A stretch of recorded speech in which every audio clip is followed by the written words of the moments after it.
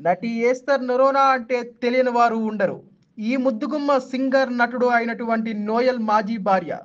ముఖ్యంగా పెళ్ళయ్యాక వీరిద్దరూ కలిసి 2-3 నెలలు కూడా ఉండలేదు.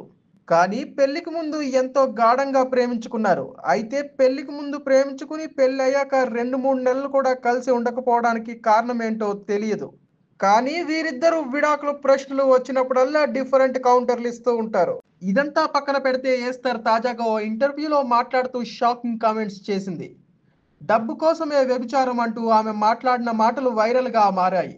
ఈస్తర్ మాట్లాడుతూ ఇండస్ట్రీలో కాస్టింగ్ కౌచ్ అనేది ఉంది. చాలా మంది పక్కలోకి రమ్మన్నారు. కానీ అలా నేను వెళ్ళను. ఎంతో మంది కమిట్మెంట్ ఇస్తే పెద్ద పెద్ద ఆఫర్లు ఇస్తామన్నారు. కానీ అలాంటి ఆఫర్లు నాకు వద్దు అని చెప్పాను. ముఖ్యంగా మాల్ ఓపెనింగ్లోకి వెళ్ళినా కూడా కమిట్మెంట్ ఇస్తారట.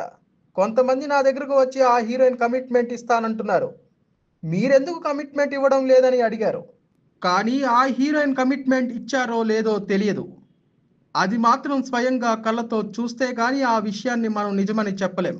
అలాగే ఒకప్పుడు వ్యభిచారులు కనిపిస్తే రాళ్లతో కొట్టేవారు. కానీ యేసు ప్రభు మాత్రం అలా రాళ్లతో కొట్టకండి, వాళ్ళ తప్పేమీ లేదు.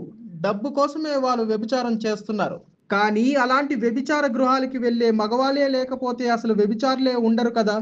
మగవాళ్ళు వ్యభిచారుల దగ్గరికి వెళ్ళి వారితో వ్యభిచారం చేయకుండా వారికి అవసరమైన డబ్బు ఇస్తే ఈ వ్యభిచారం అనేదే ఉండదు కదా అని ఈస్తర్ అన్నారు. ముఖ్యంగా వాళ్ళు వ్యభిచారం చేసేదే డబ్బు కోసం. ఆ డబ్బు ముందుగా ఇచ్చేస్తే వాళ్ళు ఎందుకు చేస్తారు?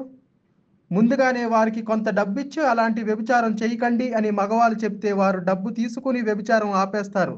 ఒక పబ్‌కో తీసుకెళ్లే బదులు దానికి ఖర్చయ్యే డబ్బులు ఆమెకిస్తే ఆమెకి సాయం చేసినట్లే కదా అంటూ వ్యభిచారం గురించి ఇండస్ట్రీలో ఉన్న కమిట్మెంట్ గురించి సంచలన వ్యాఖ్యలు చేసింది ఏస్తార్. ప్రస్తుతం ఏస్తార్ చేస్తున్న కమెంట్స్ సోషల్ మీడియాలో వైరల్ అవుతున్నాయి.